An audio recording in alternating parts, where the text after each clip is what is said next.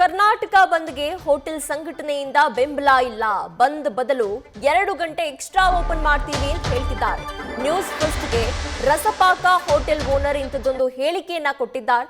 ನೈತಿಕ ಬೆಂಬಲವೂ ಇಲ್ಲ, ಬಂದ್ಗೆ ಸಪೋರ್ಟು ಕೂಡ ಇಲ್ಲ ಅಂತ ಹೇಳಿದ್ದಾರೆ. ಬಂದ್ ಮಾಡಿದ್ರೆ ನಮ್ಮ ಮೇಲೆ ಚಪ್ಪಡಿ ಕಲ್ಲು ಎಳೆದುಕೊಳ್ಬೇಕು. ಕಾವೇರಿ ವಿವಾದ ಸರಿ ಮಾಡಲು ಏನ್ ಮಾಡಬೇಕು ಅದನ್ನ ಮೊದಲು ಮಾಡ್ಲಿ. ಬಂದ್ಗೆ ನಮ್ಮ ಸಪೋರ್ಟ್ ಇಲ್ಲ ಅಂತ ಹೇಳಿ ಹೋಟೆಲ್ನ ಮಾಲೀಕಿ ರೂಪಾ ಶಾಸ್ತ್ರಿ ಅವರು ಹೇಳಿದ್ದಾರೆ ನ್ಯೂಸ್ ಫಸ್ಟ್ ಜೊತೆಗೆ.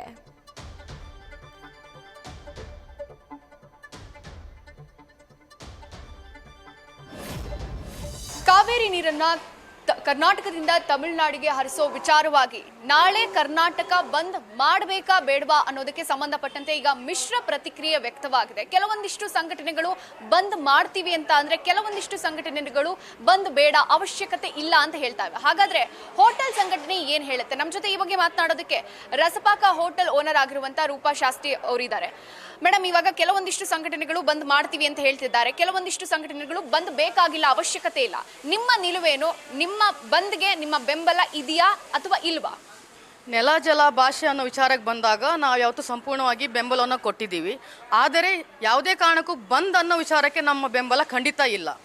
ನಾವು ಈಗ ಈಗ ಯಾವ ಥರ ಬೆಂಬಲವನ್ನು ಕೊಡಬೇಕಂತ ಈ ಸಲ ಯೋಚನೆ ಮಾಡಿದ್ದೀವಿ ಅಂತಂದರೆ, 2 ಗಂಟೆ ಜಾಸ್ತಿ ನಮ್ಮ ಕಾರ್ಮಿಕರನ್ನು ಹೋಟೆಲ್ ಓಪನ್ ಮಾಡುವ ಮೂಲಕ ನಾವು ಅದಕ್ಕೆ ಬೆಂಬಲ ಕೊಡಬೇಕು ಅಂತ ಅಂದ್ಕೊಂಡಿದ್ದೀವಿ. ಯಾಕಂದರೆ ಯಾವುದೇ ರೀತಿಯಾಗಿ ನಾವು ರಾಜ್ಯ ಸರ್ಕಾರಕ್ಕೆ ಆರ್ಥಿಕವಾಗಿ ಒಂದು ಹೊರೆಯನ್ನು ಕೊಡಬಾರ್ದು ಅನ್ನೋ ಒಂದು ಚಿಂತನೆಯಲ್ಲಿ ಈ ಒಂದು ಡಿಶನ್ನು ಮಾಡಿರುವಂಥದ್ದು. ಹಿಂದಿನ ಕಾಲದಲ್ಲಿ ಬ್ರಿಟಿಷರ ಕಾಲದಲ್ಲಿ ಏನಾಗ್ತಿತ್ತು ಅಂದರೆ, ಆರ್ಥಿಕವಾಗಿ ರಾಜ್ಯಕ್ಕೆ ಹೊಡೆತ ಕೊಡಬೇಕು ಅನ್ನೋ ರೀತಿಯಲ್ಲಿ ಬಂದ್ ಅನ್ನೋ ಒಂದು ವರ್ಡ್ ಬಂದಿದೆ. ಬಿಟ್ಟರೆ ಈಗ ಇದು ಜನರಿಗಾಗಿ ಜನರಿಗೋಸ್ಕರ ಇರುವ ಸರ್ಕಾರ. ಹಾಗಾಗಿ ನಮ್ಮ ಕಾಲ ಮೇಲೆ ನಾವೇ ಒಂದು ಚಪ್ಪಡಿ ಕಾಲನ್ನು ಹಾಕೊಳ್ಳುವಂಥ ಪರಿಸ್ಥಿತಿ ಆಗುತ್ತೆ. ಹಾಗಾಗಿ ಯಾವುದೇ ಕಾರಣಕ್ಕೂ ನಾವು ಬಂದ್ ಮಾಡಲ್ಲ.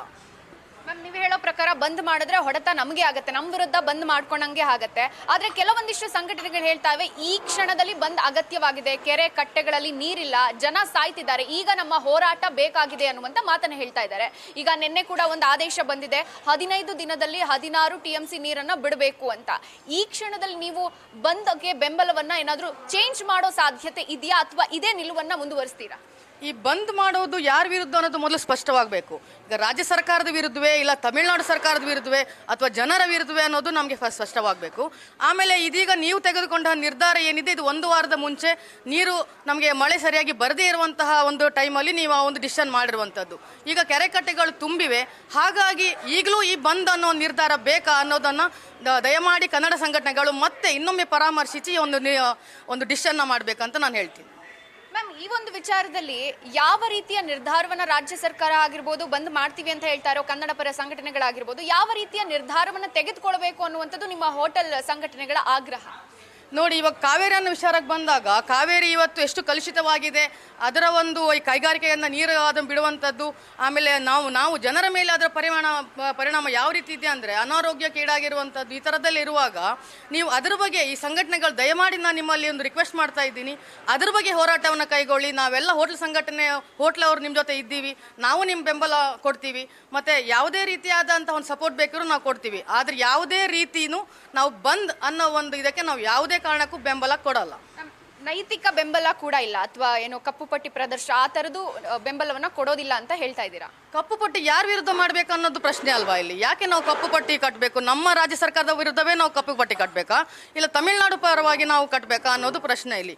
ಹಾಗಾಗಿ ಯಾವುದೇ ರೀತಿಯಾದಂಥ ಹೋರಾಟವನ್ನು ಈಗ ನಾವು 2 ಗಂಟೆ ಜಾಸ್ತಿ ಕೆಲಸ ಮಾಡೋ ಮುಖಾಂತರ ಒಂದು ಸ್ಪಷ್ಟವಾದ ಒಂದು ಏನಂತಾರೆ ನಿದರ್ಶನ ಆಗಬೇಕು ಈ ಸಲದ ಹೋರಾಟ. ನಾವು ಯಾವುದೇ ಕಾರಣಕ್ಕೂ ನಾವು ನಮ್ಮ ಕಾಲ ಮೇಲೆ ಚಪ್ಪಡಿ ಕಾಲನ್ನು ಹಾಕೊಳ್ಳಲ್ಲ ಅಂತ ನಾನು ಹೇಳ್ತೀನಿ. ಇದು ರೂಪಾ ಶಾಸ್ತ್ರಿ ಅವರು ಹೇಳ್ತಾ ಇರುವಂತ ಮಾತು. ಈ ಒಂದು ಬಂದನ್ನ ವಿನೂತನವಾಗಿ ನಾವು ಮಾಡೋದಕ್ಕೆ ಡಿಸೈಡ್ ಅನ್ನ ಮಾಡ್ಕೊಂಡಿದೀವಿ.